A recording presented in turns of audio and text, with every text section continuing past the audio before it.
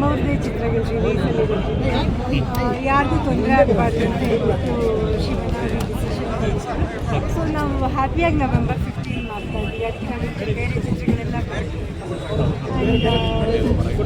ನಮಗೂ ಕೂಡ ತುಂಬ ಸಂತೋಷ ಇದೆ. ಯಾಕಂದರೆ ಚಿಲ್ಡ್ರನ್ಸ್ ಡೇ ಟೈಮಲ್ಲಿ ನಾವು ರಿಲೀಸ್ ಮಾಡಿದ್ವಿ. ಇವಾಗ ಈ ರಾತ್ರಿ ನೋಡಿದ್ರೆ ಬೇರೆ ಕಡೆ ಮಾಡಬೇಕನ್ನೋ ಪ್ಲ್ಯಾನ್ ಇದೆ. ನೆಕ್ಸ್ಟ್ ಬೆಳಗಾಂ ಅಂತ ಫಿಕ್ಸ್ ಆಗಿದೆ.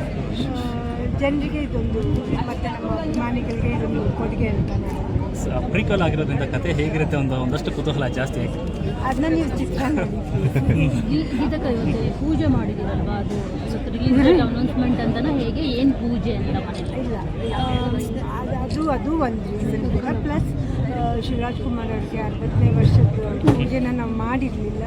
ಆವಾಗ ನಾವು ನಮ್ಮ ಅಪ್ಪವ್ರನ್ನ ಮಾಡೋಕ್ಕಾಗಲಿಲ್ಲ.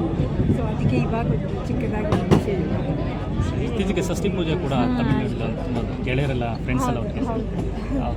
ಅಲ್ಲಿ ಅದು ನಾವು ಅವ್ರ ಫ್ರೆಂಡ್ಸಲ್ಲಿ ಒಬ್ಬರು ಕಸಿನ್ ಬ್ರದರು ಮತ್ತು ನಾವು ಇನ್ನು 3 ಜನ ಫ್ರೆಂಡ್ಸ್, ಎಲ್ಲರೂ 60 ಕ್ರಾಸ್ ಆಗಿದ್ರು. ಸೊ ಎಲ್ಲರೂ ಒಟ್ಟಿಗೆ ಹೋಗ್ಬಿಟ್ಟು ಪೂಜೆ ಮುಗಿಸ್ಕೊಂಡು. ಗೀತಕ್ಕ ಸೆಲೆಬ್ರಿಟಿ ಅಂತ ಅಂದಾಗ ಎಷ್ಟು ದೊಡ್ಡದಾಗಿ ಮಾಡ್ಕೊಳ್ತಾರೆ ಷಷ್ಠಿ ಪೂಜೆ ಅಂದಾಗ. ನೀವು ಎಷ್ಟು ಸರಳವಾಗಿ ಸ್ನೇಹಿತರ ಜೊತೆ ಅದು ಮಾಡ್ಕೊಂಡಿದ್ದು ನಿಜವಾಗ್ಲೂ ಖುಷಿ ಆಯಿತು. ಅದ್ರ ಬಗ್ಗೆ ಹೇಳೋದಾದ್ರೆ ಯಾಕೆ ಅಷ್ಟು ಸರಳವಾಗಿ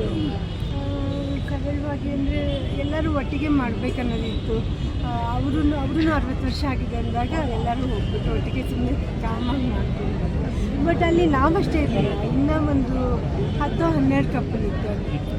ನಾವು ಸ್ಪೆಷಲ್ ಅರೇಂಜ್ಮೆಂಟ್ ಎಲ್ಲ ಮಾಡ್ಕೊಂಡು ಹೋಗಲಿಲ್ಲ, ಹಾಗೆ ಡೈರೆಕ್ಟಾಗಿ ಹೋಗಿ ಫ್ರೆಂಡ್ಸಲ್ಲೇ ಒಬ್ಬರೆಲ್ಲ ಬುಕ್ ಮಾಡಿದ್ರು. ಸರ್ವತ್ ಅನ್ನೋದು ಬರೀ ಲೆಕ್ಕಕ್ಕಷ್ಟೇನಾ ಅಂತ, ಯಾಕಂದರೆ ಶಿವಣ್ಣ ಅವರ ಸಿನಿಮಾಗಳ ಲೈನಪ್ ನೋಡ್ತಿದ್ರೆ ಯಾವ ಸ್ಟಾರ್ಸ್ಗಳಿಗೂ ಇದಿಲ್ಲ ಅಂದರೆ ಆ ಮಟ್ಟಿಗೆ ಎನರ್ಜಿ ಅಂದರೆ ಹಿಂಗಾಗಿ ಎಲ್ಲರ ದೇವರ ಆಶೀರ್ವಾದ ಮತ್ತು ನಮ್ಮ ಅಪ್ಪಾಜಿ ಅಮ್ಮ, ನಮ್ಮ ಫ್ಯಾಮಿಲಿ ಮತ್ತು ನಮ್ಮ ಅಭಿಮಾನಿಗಳು ಎಲ್ಲರ ಆಶೀರ್ವಾದದಿಂದ ಲೈನಪ್ ಇದೆ. ಎಲ್ಲರ ಆಶೀರ್ವಾದ ಅವ್ರ ಮೇಲೆ ಇರಲಿ ಅಂತ. Thank you.